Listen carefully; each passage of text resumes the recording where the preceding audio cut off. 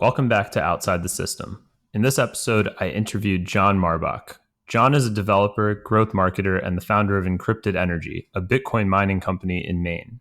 During our conversation, we talked about what got us into Bitcoin originally, energy and the difference between the digital and physical worlds, and my favorite part, how the Lightning Network is going to change how we all transact on the internet in the future. In this episode, I'm also using Fountain's new episode split feature for the first time. So any sats you send to Outside the System for this particular episode will be shared with John. Let's get into it. John, thanks for coming on the show today. Thanks for having me, Neil. I'm glad to be here. Well, we've met up a couple times. We've been chatting, I feel like, for years about all sorts of stuff, Bitcoin, clown world, Lightning, all sorts of topics, energy. So really excited to have you on. Obviously, big fan of the stuff that you've talked about and companies that you've built. So want to get into all of that. Maybe the best place to start is actually just kind of how you got into this whole world, like what your background is, how you started building companies and sort of the Bitcoin ecosystem. And yeah, maybe we'll go from there. Yeah, for sure. So my story really starts back when I was in high school. I was just interested to learn how to make money online on the internet. Instead of getting a normal, typical type of high school job in the summer. That led me into the world of internet marketing, and I worked for an affiliate marketing company one of my summers in high school. We were just promoting fly-by-night brands, and that's where someone gave me the hint. They said, hey, John, if you like this sort of stuff, you probably don't want to build some of these things that aren't meant to last. You probably want to actually look at how to start a real company that's meant to endure. And that's when they turned me on to Y Combinator at the time, early on in Y Combinator's history. And my interest in building companies, building products on the web in particular, really blossomed from there. I started a company that went through Y Combinator in 2012. I also participated in the Thiel Fellowship by leaving college for a bit.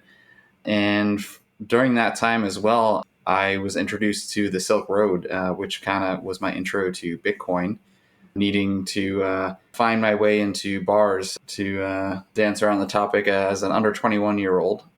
The Silk Road provided that access. And in order to transact there, you needed something called Bitcoin. And I had no idea what it was at the time, but it obviously let me kind of participate in the economy as I wanted to. And I just had been tracking the project ever since. My interest in internet marketing continued. And ever since, I've just kind of pursued a career in growth marketing and have had a really intense focus on the Bitcoin developments as well. That's amazing. Yeah. So are you a developer as well? Like on top of being a growth marketer? Are you kind of like the, that's like what everybody says is like the holy grail. You can have both.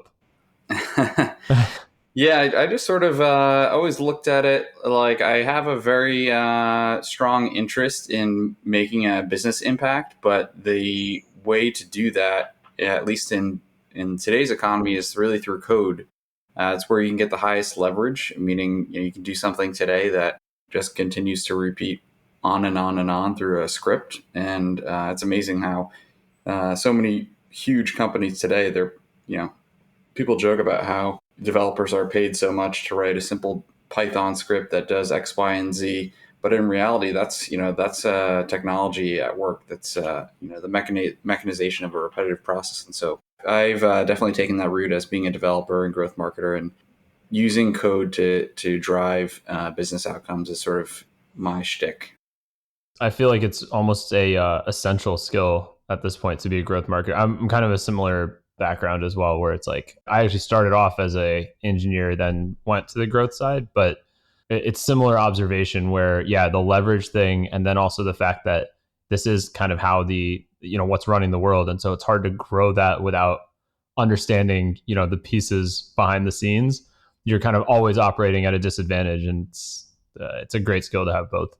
One thing I wanted to dig into when you're mentioning the background that I didn't know, so Silk Road was your introduction to it. Was that like, what time period was that? Was that like around a few years after the financial crisis, like 2012, 2013? Like at what point was this in sort of the Bitcoin development? Yeah, this was 2012. So it was after the first pump or the first hype cycle bull run. Bitcoin had crashed down to around $10 or $9, and I needed X number of Bitcoin to purchase my ID, and so I did that several times, and I didn't think too much of it. Again, I just sort of it was kind of like this insane process looking back. Basically, in order to buy Bitcoin, you would go to one of the exchange websites. They would say, "Hey, all right, how much Bitcoin do you want in US dollars?" You would agree, and then you would actually just wire money to their bank account directly and just kind of hope and pray that they would send you Bitcoin in return, which is totally different than how it works today. Oh yeah, I mean now we have so many other tools. I actually learned about it at a very similar time. But I kind of came at it from a different angle. Like I had learned about the whole like Ron Paul movement in 2012, and I knew all about Bitcoin through that movement and never bought one at that time because of how sketchy the buying process was. It was like, hey, you can wire somebody some money on the internet and hope and pray that they transfer you this this digital token, basically, that at the time it was like I didn't know enough about it to really understand the underlying mechanics. And I was like, you know what, even if this is like $50, like I was a college student at the time, and I'm like, I'd rather not lose my $50 to some scammer on the internet. Yeah, but now I think back, I like probably just drank with those $50. So it's like, what would have been better? But that's interesting. I feel like a lot of people find out about it through a couple different ways. And your method, it's kind of interesting because you were actually using it as a currency, as a tool, essentially, not as a speculation mechanism. Yeah, and I think that's where I disagree with a lot of the critics. They're coming out of the gate right at me or whoever's supporting Bitcoin, saying, "Hey, there's no use case for this." And I think it just comes from a place of financial privilege or some other privilege in other areas of your life, because the reality is that a lot of people are blocked out of transactions for arbitrary reasons relating to their geography, their age, their race, their class. And so I look at it as like you can't stop someone from sending Bitcoin to another person. And I think that's sort of like kind of ground zero. That's amazing. Censorship. That's like the most beautiful piece. I mean, there's different pieces of that we've dug into on the show, but not to the point, to your point, like that is kind of ground zero of what makes Bitcoin more so than any other financial instrument I think that's ever existed, besides maybe cash. And cash is, cash or gold, I guess, but those are not digitally transferable across distances. And cash has its own downsides of it's usually a fiat cash. So that's a whole different can of worms, not even talking about the censorship resistant piece.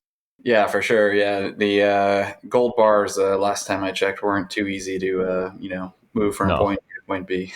Yeah. Yeah, exactly. So yeah, and that's a confiscation proof as well, in the sense that, gold bars, it's whoever has the guns can a little more easily grab those than they can, a phrase from your head. Although that I will say that is still a threat, but a threat on a scale that is, if you think about, there's millions and millions of, probably tens of millions of Bitcoin holders around the world who hold some form of, some level of Bitcoin. It's like, are you really gonna physically attack all of them? Probably physically cannot do that. It costs too much energy. There's somebody, I think Safedine or somebody has done they have like a phrase that they use for this. It's like hitting people with baseball bats or something. You can't really do that across tens of millions of people. That is the ultimate threat for Bitcoin, really. I think someone putting a gun to your head and making you spit up the wallet phrase. But you could have multiple wallets even, and I think the attack surface is just too broad to fully confiscate everything.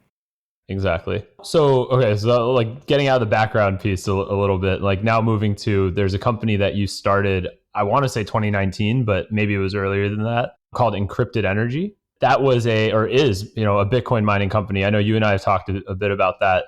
Like, one, maybe introduce the company a little bit. And then the second thing is, any listener who's familiar with Bitcoin mining in September 2022 knows it's kind of being hit by this dual threat of, the price has kind of come down quite a bit of Bitcoin, as so has every single, asset out there.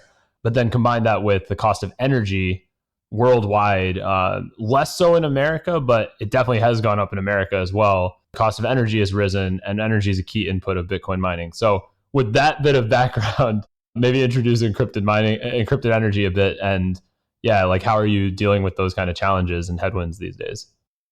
Yeah, so along my journey, I had done some growth marketing at DigitalOcean, a cloud computing company. And through that experience, being in their data centers, of course, everyone's heard the term cloud and whatnot, but seeing it firsthand is a different kind of brings everything to life. And through that, I was able to kind of gain the confidence that say, hey, I could build my own data center if I really wanted to as well. And that's where the whole Bitcoin mining thing came in. I said, hey, I know about Bitcoin mining. Well, Bitcoin's already kind of obtruse. Bitcoin mining, like very few people are scratching the surface on that globally. And so I said, all right, I know how to build a data center. I know a little bit about Bitcoin. Why don't I try to combine these two interests and give it a go myself? And so yeah, I bought a house in northern Maine just to kind of test out my hypothesis, and named the company Encrypted Energy, and just kind of kickstarted from there. Unfortunately, I think over the last year, things were looking really positive a year ago, as pretty much any asset was, meaning that the arbitrage on the price of electricity compared to the price of Bitcoin, it just seemed like basically a money printer, and it was for a limited amount of time. But to your point, Neil, yeah, there's kind of this double threat right now to the whole mining industry, which is global energy prices are rising and the price of Bitcoin is way down. So only the most efficient miners are going to survive this kind of down run for however long it lasts. And it's very challenging. I think we'll see a lot of people closing up shop. Yeah, and I think, I mean, maybe let's take even a step back further and like talk about why there's a so one, how energy plays a role in Bitcoin mining, because I think that's maybe potentially obvious to us, but not necessarily everyone listening. And then sort of how the output, so the Bitcoin price, impacts how a miner operates and the miner's margins.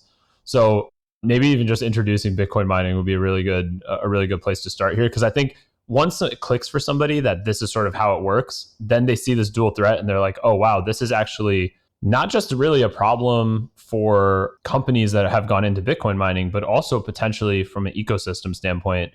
And the goal of this show, one of the goals at least, is to inspire more people to build in sort of outside of the traditional system. And my hope is, you make the problems more easy to understand for people, and they will go hopefully go build solutions. So that's maybe taking a step back and elaborating on the problem might inspire some people. Yeah. So with Bitcoin mining in particular, Bitcoin is decentralized, first of all. So there's no central database. By comparison, if you bank with a retail bank, let's say Bank of America or Wells Fargo, they maintain a central database that is a ledger of all the transactions for their customers, and also between banks. With Bitcoin, it's decentralized, so the database is not owned by any one person. Instead, it's owned by each participant on the network has a fully, in order to participate with Bitcoin, you have to have a fully up to date node, is what they're called. And mining is really competing to verify the next set of transactions that will be added to the decentralized database, aka Bitcoin's blockchain. About every 10 minutes, there's a new Bitcoin block mined, and miners are competing around the world. Geography is completely independent of Bitcoin mining.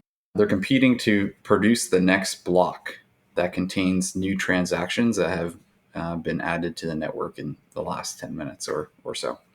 The computers needed to produce the next block at this point have become so specialized that today we call them Bitcoin mining machines. It's the equivalent of if you had a laptop, a MacBook, or a ThinkPad that had almost no storage and RAM, but just like went souped up on the CPU to produce as much work as possible. And so Bitcoin miner is producing computational hashes that try to prove the next block. And that's called the proof of work. When the miner guesses the next hash correctly, that's the proof of work known in Bitcoin world. And just to run these machines requires a massive amount of electricity. The top of market machine uses 3.2 kilowatts an hour. That's about as much electricity a typical house in the US uses in a whole day. That's just one machine. Bitcoin mining facility probably has how many machines would you say? I mean, maybe there's not a typical, but like what did you guys run? Yeah, so we are It just working off kind of a normal residential transformer. A typical U.S. house has a 25 or 50 kW transformer, and with that power, to an average listener out there, you could probably run between 8 and 16. Let's call it between 10 and 20 Bitcoin mining machines, depending on the transformer that's connected to your house. And I think one of the biggest takeaways from all this is I grew up, just taking electricity for granted. You want power, you plug it in the wall, and you're good. Once you need an industrial load of electricity, you start seeing the physical limits of the world that we operate in. Yeah, I think that's been like underappreciated among people in tech like us who've kind of grown up in tech.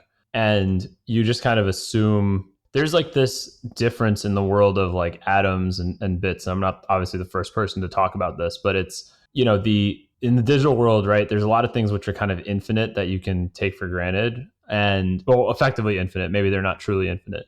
But in the physical world, there are so many constraints, like, to your point about electricity. Probably there's things around like cooling. I know you and I have had an interesting conversation in the past about why, you set up shop in Maine versus somewhere else, because Bitcoin, miners heat up. And then that's a whole nother concern.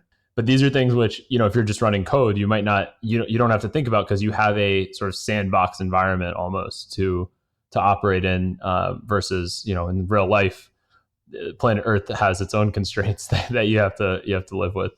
But yeah, you're so right. Like, yeah, these are, when we think about electricity, we just think about it being, limitless. Like, yeah, I need to charge my phone, or I need to turn on this TV or computer or whatever. It's just there. But when you start talking about larger scales, I mean, even just something as simple as a transformer, I mean, that's kind of your peak, right, of what you're able to pull into that house. So you need a different type of, you need to increase, you probably need like a commercial facility or industrial facility to go beyond that 10 to 20 machines level. Yeah, exactly. And that's where sort of when you talk about Bitcoin mining, what you quickly get into, it's a lot more work than just the machines. The machines are sort of like you can buy those from any e-commerce website specializing in Bitcoin mining today. But the power is something that it's this infinitely complex question that's constantly unending and like incomplete. When you talk about power, you're talking about power. First of all, electricity can really only travel about 500 miles efficiently. Every time the electricity goes on the distribution lines, it's losing electricity as heat. Likewise with the transmission line. So the transmission line, taking it from the source. So in the Northeast, let's say in a place like Maine, they rely on a lot of hydro coming from Canada, or natural gas, or biomass, aka wood chips. There's a power plant that produces electricity, and the power plant then puts their output electricity onto transmission lines, which take the electricity to a local market. For example, your city. Your city will then have a transformer which steps down the electricity to the distribution lines. Those are the telephone poles you see in your local neighborhood, and the distribution lines then distribute the electricity directly to your house. And so each step is very complicated, and there's various economics in each part. And from what I've learned so far, you want to be as close to that power generation as possible, first of all, so you don't have to pay transmission fees. You want to be near a power source that is stable. So that's where the whole question of why isn't solar and wind such a great thing after all? And then, yeah, you want to source, as going back to the source, you want a source that is not going to be impacted so much by global market forces. So things like hydro, at least in a place where it rains a lot, are pretty stable. But inevitably, a lot of the questions kind of come back to why aren't we using more nuclear, which can be used anywhere.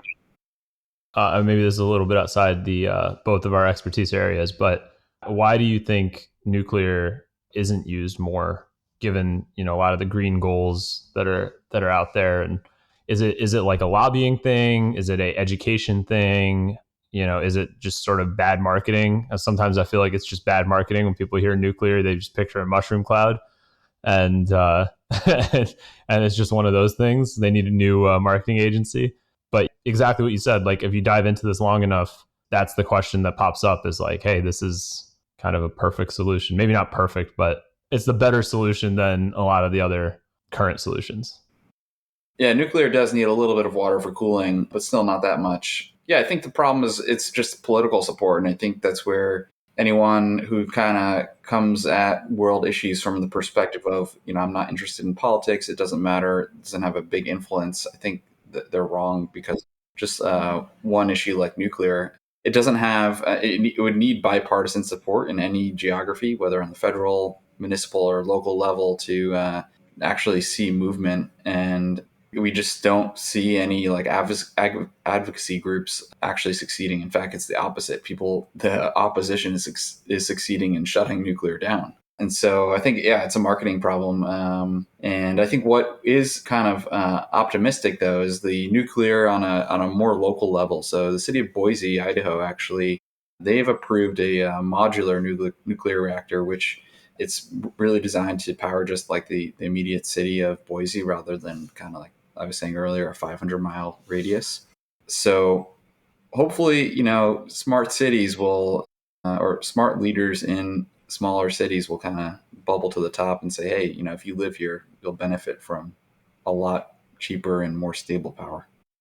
Yeah, and sometimes it feels like maybe, I mean, this is would not be a good thing, but if the US had a energy crisis to kind of show the I say this on I'm going to say this and then I'm going to give the caveat to it on the other end of it is like sometimes you feel like the energy crisis would make people take energy less for granted, right? Like if there was a crisis in terms of cost, like what the UK or Europe is seeing right now, or if there was a true rationing of power in the same way that again the UK is talking about at the moment, that would open up people's eyes to the reality that yeah, this is a finite kind of resource, that finite in the sense that like it is real life decisions impact whether you're able to turn on your TV or charge your phone, and at what cost it is to do that.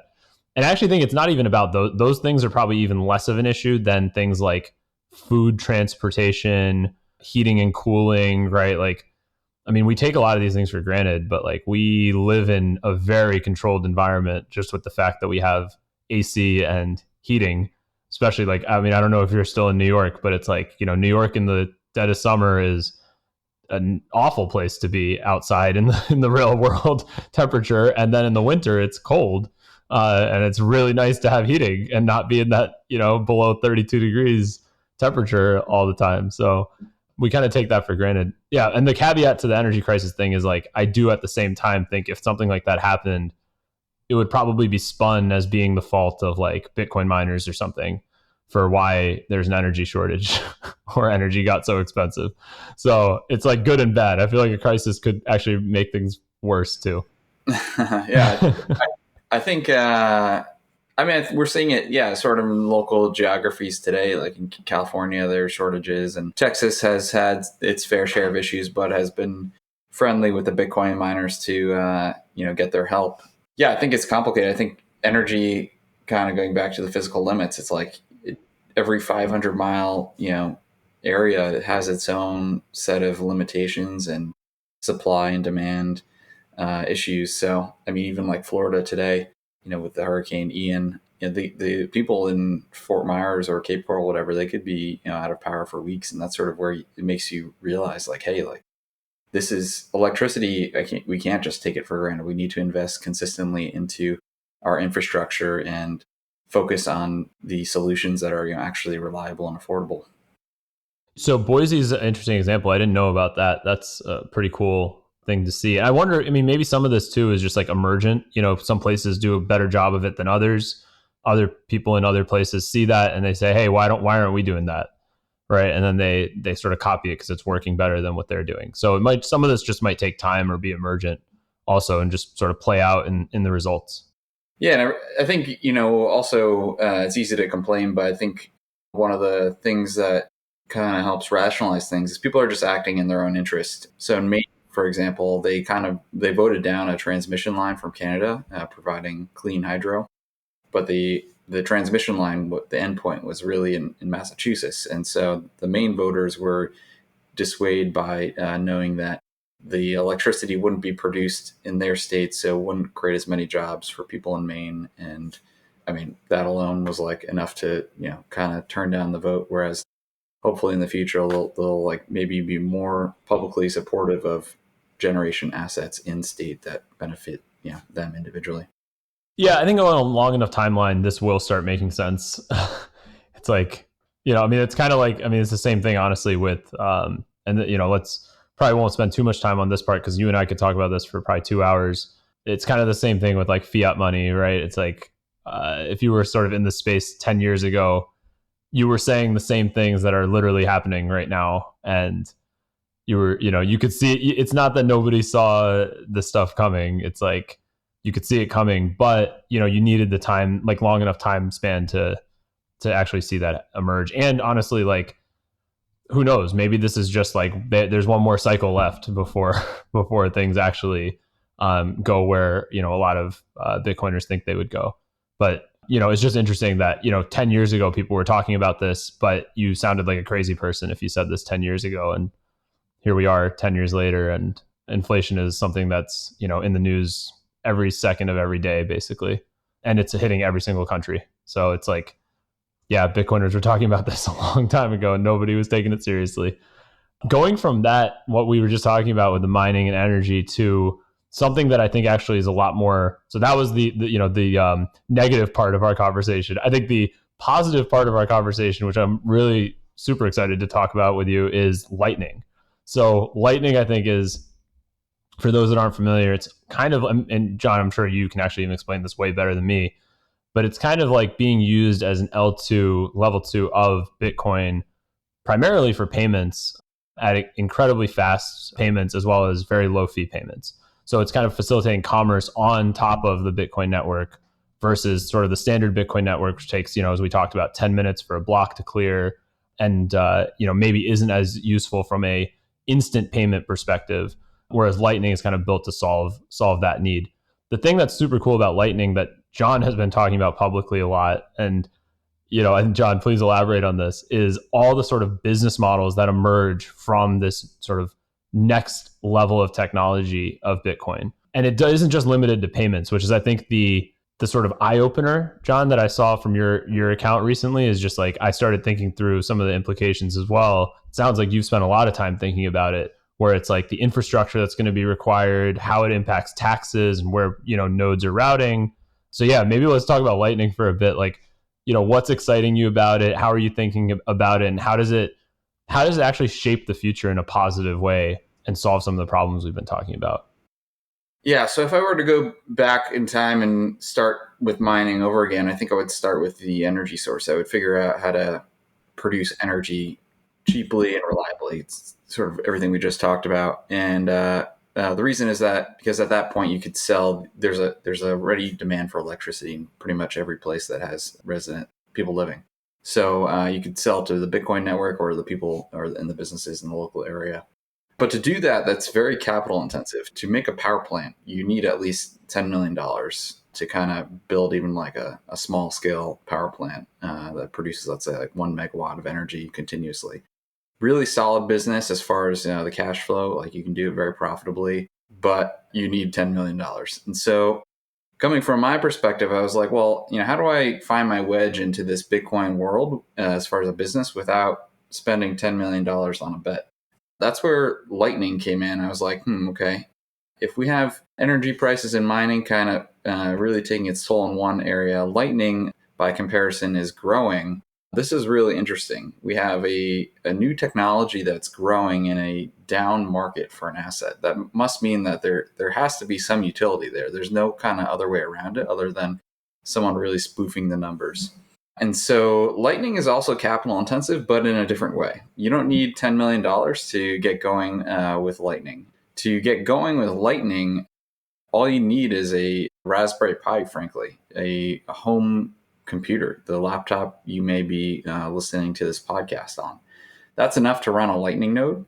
The idea with Lightning is really it's solving the problem that you just talked about, Neil. Bitcoin, if you're to transact on-chain, it takes about 10 minutes to confirm the transaction. Lightning is about fast payments. So that's the primary value. You can transact very quickly for a penny or less. Everything eventually gets recorded on the Bitcoin blockchain when what's called a channel and the Lightning network is settled and closed out. So everything is native to Bitcoin. The payments operate very quickly and for low cost. And that presents just like a really a technological advancement that was not possible 10 years ago. And so well, we can get into it as far as a variety of businesses that will support the Lightning ecosystem, and also just like ideas that were not possible until now Lightning may become a thing. Yeah, let's get into it. So, yeah, like what are some of the businesses that you think, can emerge on top of this? And I always, as I've been thinking about Lightning and, any of sort of the latest developments on the Bitcoin ecosystem, it's like that was the foundational layer, was the invention of Bitcoin, sort of the adoption of like the infrastructure layer, which was the mining ecosystem and, all the things that are necessary to secure the network, the education, just making, people aware that this thing exists, how it works. Also, what we talked about earlier, where buying Bitcoin used to be like the sketchy ass process. Like you just have to wire someone some money and hopefully they send it to you, all the way to now it's like, okay, it's easy to buy, easy to get involved. It's generally pretty easy to educate yourself on what it is and how it works. But now it's like, okay, you have that infrastructure. Now, what do you go do with it? Right. And that's kind of how I think about Lightning, is like the start of that question of what do you go do with that now? And yeah, let's get into like what are some of the businesses that you see and some of the impacts, and then, what's missing today as far as you can see. Just like, if somebody went back to 2012, it's like easy user friendly exchanges are such an obvious pain point at that time. If this is ever going to get adoption, where it's like, we can't have this situation where I'm wiring some random person on Craigslist some money and ever get, real adoption out the back of that. So first of all, what's it being used for today? So really the primary users today are traders. So people that want to move funds between exchanges. And prior to Lightning, in order to move Bitcoin on chain from one exchange to another to exploit an arbitrage in the price of whatever assets are being traded, minimum 10 minutes, likely an hour sort of type of transaction time to confirm the chain funds on chain. With Lightning, the funds can be transferred within a second or 2 seconds. And so obviously that's orders of magnitude improvement, and also for a lower cost. So Lightning is being used by traders to move funds back and forth very quickly. That presents a huge sort of volume of the payments today. And then separately, I think what a lot of people are kind of moving or are hopeful towards and building towards is just the day-to-day commerce. So, when you're on El Zante in El Salvador and you're wanting to interact with the coffee shop, the typical example of how any monetary system works, the question is like, how does that coffee vendor actually set up on Lightning? It's complicated today. So there's obvious businesses to be built to be, let's say, the Shopify of mom and pop stores, brick and mortar stores, provide that Square point of sale type of system. And then there's a separate type of business, which is a routing node, which is facilitating liquidity between merchants and payees in the network. And that's where a lot of my focus has been as of late, simply because there's a lot of opportunity to automate some of the repetitive tasks in there and just also get a better understanding of what is actually happening in this network, because it's really difficult coming as a new person to understand like how payments are actually moving and who are the right nodes to actually interact with.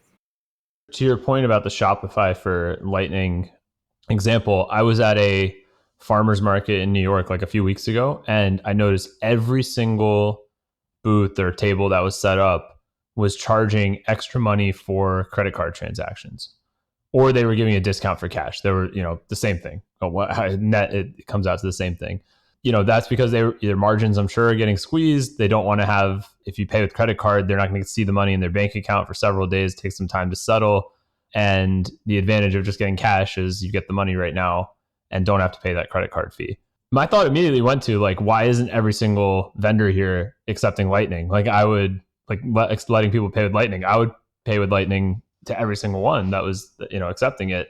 And they don't have to pay much in terms of transaction fees. They could settle very, very quickly into their account. I think its education piece is one thing that's missing. Another thing that's missing is sort of the easy, to your point about the Shopify thing, like Shopify sort of made it very easy for anybody to just start an e-commerce store. And I think like that equivalent company in the Lightning space, as far as I know, doesn't exist yet. I could be completely wrong about that, but it's like they need almost like the Square of Lightning that's going to just make this, super simple, whether that's hardware plus, and it's probably going to be a hardware plus software thing, or, I mean, I don't even think they need a special piece of hardware, but just need essentially QR codes to make it work. Yeah, it has to work really well and be user friendly and be able to onboard merchants and let them exchange back into fiat if they want really quickly. But I think, yeah, you brought up a good point there as well. The finality of it is huge. I think like one of my inspirations for, getting into Lightning as well was talking with one of my friends who started the company Mudwater. It's a mushroom alternative to coffee, and their sales are almost 100% online. And he was just telling me, like, John, we spend millions of dollars on credit card fees every year. And going back in time, credit cards at one point were in an innovation. You get credit for, having a stable job, basically. But at this point today, their fees, they only increase 3%, let's say, on a typical transaction. And Lightning, typical payments are being routed for 0.3%, so 10 times less. Yeah, eventually merchants are going to prefer to accept a payment where they're potentially saving thousands of dollars on fees. Let's say you're buying something very expensive, not a car necessarily, but let's say like a vacation, for $5,000-$10,000. If you don't have to have that credit card fee, you don't have the risk of the chargeback, someone eventually is going to act in their own best interest and go with the Lightning option. Definitely. And then can you talk a little bit more about the routing nodes aspect that you've been digging more into? Yeah, so I think in order to facilitate payments between two merchants, or paying a merchant, you need to provide liquidity in the network, meaning post up Bitcoin sats in the Lightning network so that you can say person A owes person B and this transaction occurred and it's settled. So someone in the middle has to kind of provide those Bitcoin up for transacting if the two people don't directly have a channel open with each other. There is now this cottage industry of people running Bitcoin nodes, meaning they're putting up their own personal Bitcoin to facilitate these payments, and they're taking a tiny toll in the middle. And I think this is sort of what led me on to the network state, which Balaji talks a lot about. In the future, I believe these nodes are they're going to be mostly in these tax advantaged locations like Dubai, like Cayman Islands, like Belize, Bahamas, British Virgin Islands. Because what you're seeing as far as tax law in the US is a lot of the guidance is showing that the tax on transactions is being taxed at the location of the node itself that is providing that final settlement. So by putting it in a friendly jurisdiction, you're basically getting yourself that tax advantage. Yeah, exactly. You're saying, hey, I run, an ice cream shop in New Jersey, but my legal entity is in Bermuda. So that's where the transaction settled. Got it. So it's almost like the thing that I think Google was famous for doing this, where like all the ad revenue is routing through like Ireland or something like that for a long time for that same reason. For a similar reason, I would imagine it's a tax related reason. Yeah, exactly. And so I think that's where the nodes will kind of they will develop to the point where they'll kind of gravitate towards these tax advantage locations. And running a node is a simple, again, you're not using that much compute or storage. Right. It's not a miner. It's not a miner. Right. So, you can run one of these for, let's say, even if you rented a computer for like $50, $100 a month at most, or plug it in somewhere for very cheap. From my perspective, there's opportunity to provide services to these routing nodes that will become very lucrative over time, in the same way that Visa, MasterCard, American Express have become, multi-billion-dollar companies. That makes complete sense. I mean, do you feel that you need that sort of more widespread Lightning adoption first, or do you feel like the market is kind of the early adopter segment of that market is already ready for, these sort of next stage of businesses to be built on top of this? Because I feel like the first step is this adoption step. And I'm not saying you can't run them in parallel, because there already are plenty of people using Lightning, and maybe you start with them and providing these services to them. Do you feel personally where we are on the adoption curve is kind of like there's people are ready for things like that, or is it still like you got to go out and like educate, and like when you're having these conversations, do people know what you're talking about generally, or Is it like you find yourself educating folks? Yeah, I think people who are aware of Bitcoin have heard about Lightning, but they're not quite sure how it works, or they haven't done any payments. So I think that we're really early on. We're like where Bitcoin was in like 2012, 2013. We're 10 years. We're in the early days of Lightning, and so Lightning Labs is the company that has developed Lightning, or at least this LND software that runs on the Lightning network. And so they're sort of like one of the leaders. Strike, you've heard about many times in the Bitcoin. They just raised a huge round too, Series B, I think, round. Right. So they're famous for saying like, hey, like in order to do cross-border transactions as far as bank wires that will take days, it's super frustrating. We're just going to open up bank accounts in a bunch of different countries, and so we'll transact between those countries by using Lightning. And so they're making remittances a lot faster. They also just opened up an API so that potentially someone could build that Square point of sale using their node, where they provide all the liquidity and just facilitate the invoices. And then Voltage is a infrastructure company that I've been tracking very closely. That's providing those nodes as a service, just out of the typical Google Cloud data centers so far. But they're also getting into metrics, which I think is sort of one of the more unexplored and bigger opportunities available. So yeah, I think we're early on. I think it remains to be seen like what is going to be like sort of that Coinbase, where Coinbase provided a web-based Bitcoin wallet that kind of really helped the trajectory grow.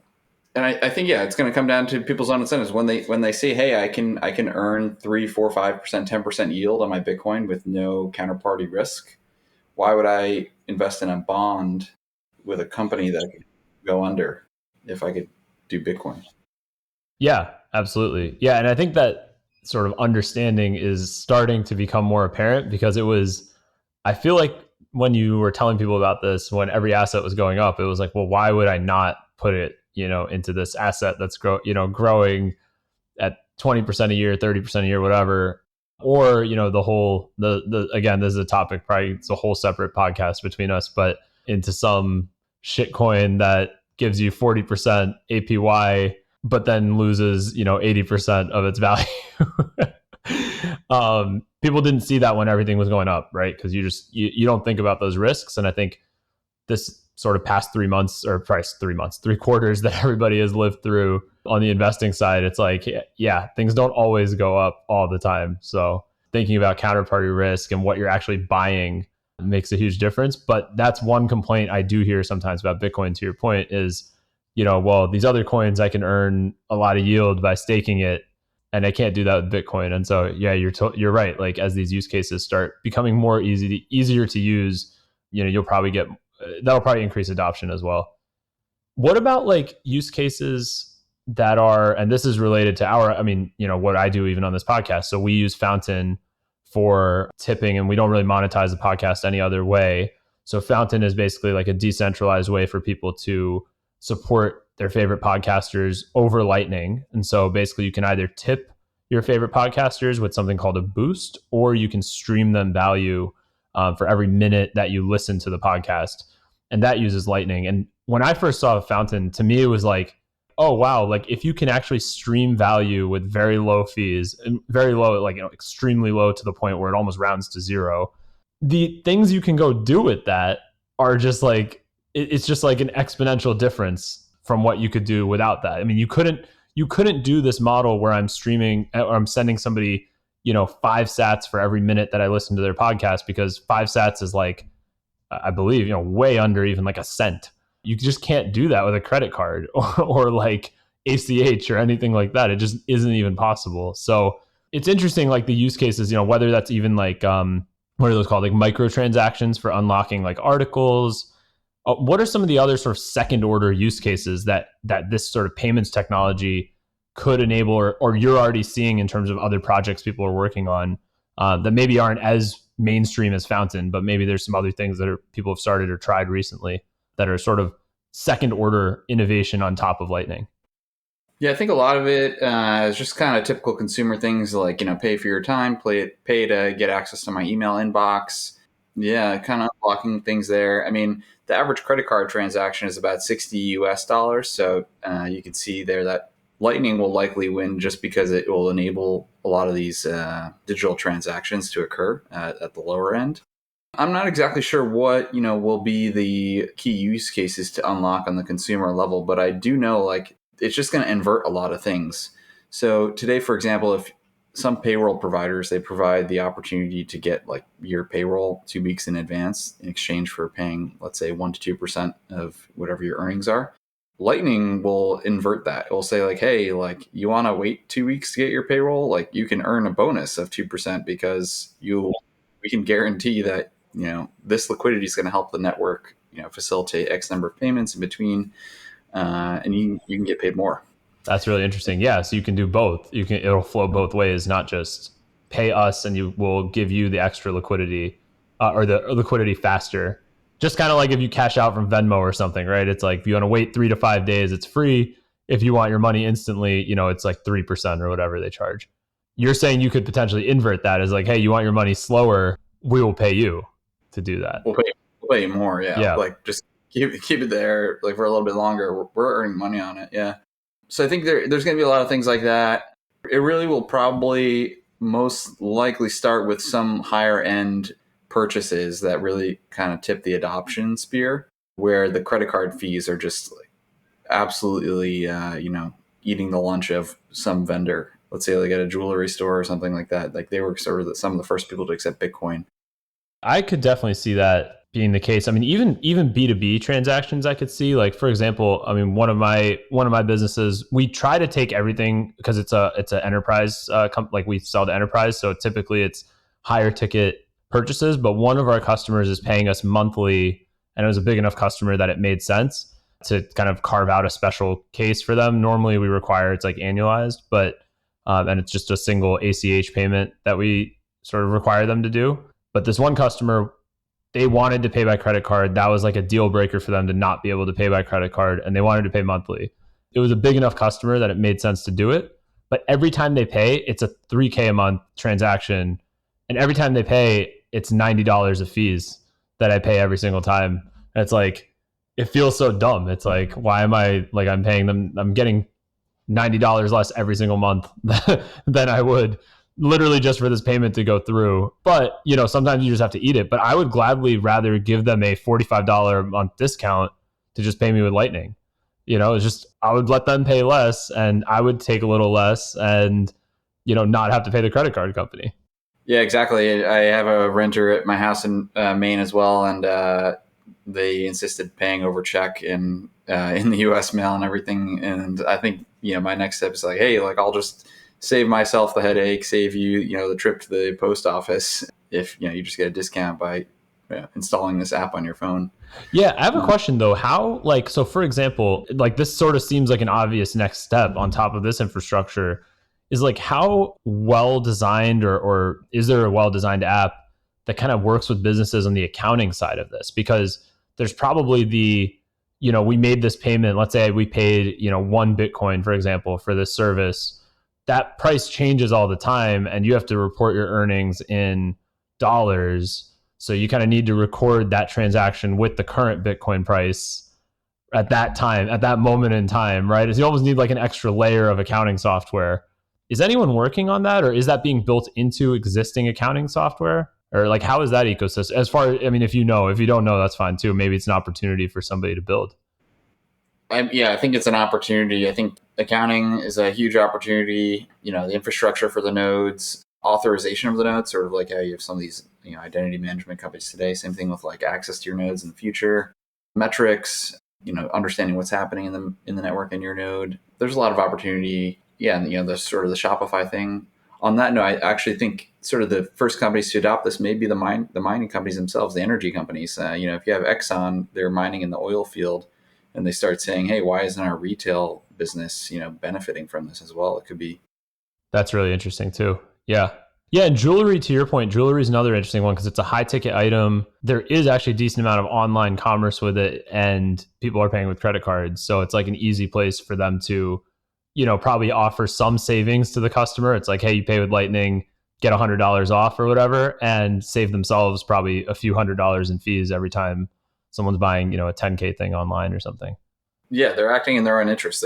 They're getting a larger share of what they've sold, frankly, and they get the finality. Like, they don't have to deal with the chargeback. Yeah, that's a great point too, because for that high ticket item, that's a much bigger problem with the chargeback. It's not like you're selling a t-shirt. I mean, if you believe that people over time, act selfishly in their own interests, I think it's sort of a no-brainer. Like, and it remains to be seen who are going to be the most forward-thinking and early adopting folks. But it's already happening at the trading level. Traders, more than anyone else, they're constantly looking for an edge and a way to do things more efficiently. So it will bubble down eventually to consumers and businesses in the next probably 2 to 3 years. Yeah, it makes total sense. So as we wrap up, a couple last questions for you. So you tweeted something recently that I thought was fascinating, but I want you to sort of expand on it because I had some thoughts, but I wanted to see where you go with it. You tweeted, "Build a product that is a database in disguise." Right? If you could go back, you'd build a product that's a database in disguise. What do you mean by that? Expand on that a little bit.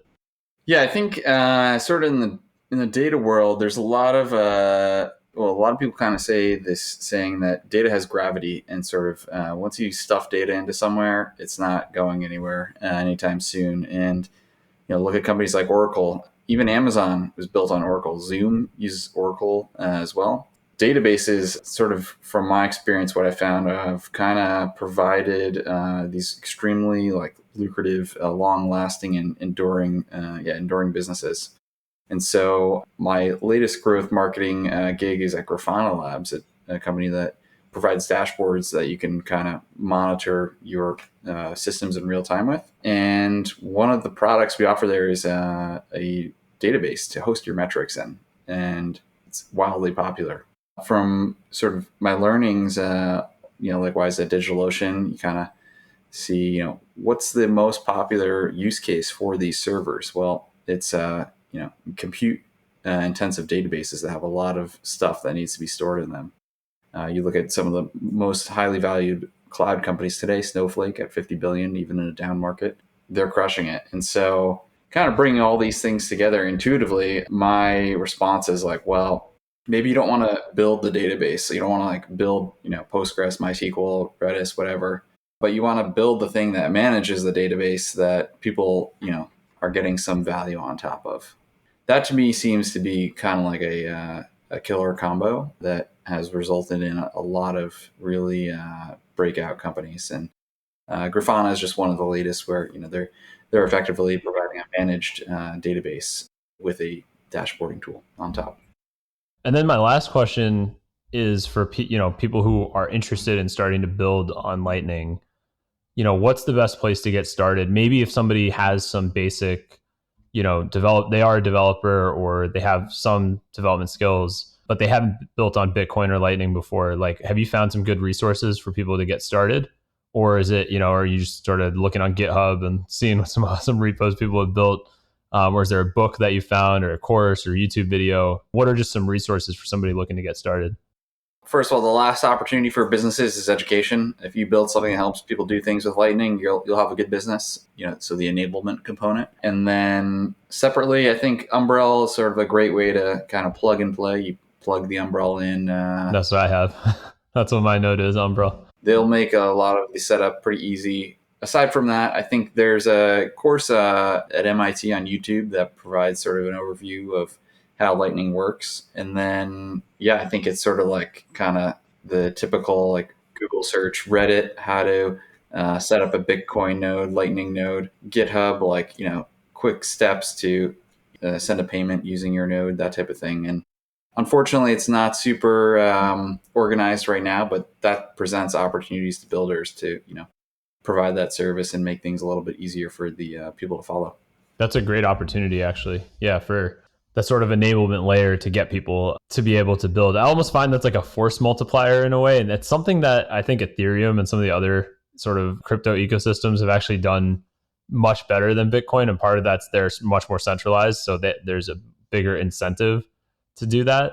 But just getting people to be educated enough to start building and then let them start building their own things on top of it. I do feel that Bitcoin's like, especially with Lightning, is getting much, much better than that at that with a much more solid foundation. So This was awesome. What's next for you? So you have this growth marketing gig. You're thinking through these lightning use cases. Are we going to see a lightning company from you anytime soon?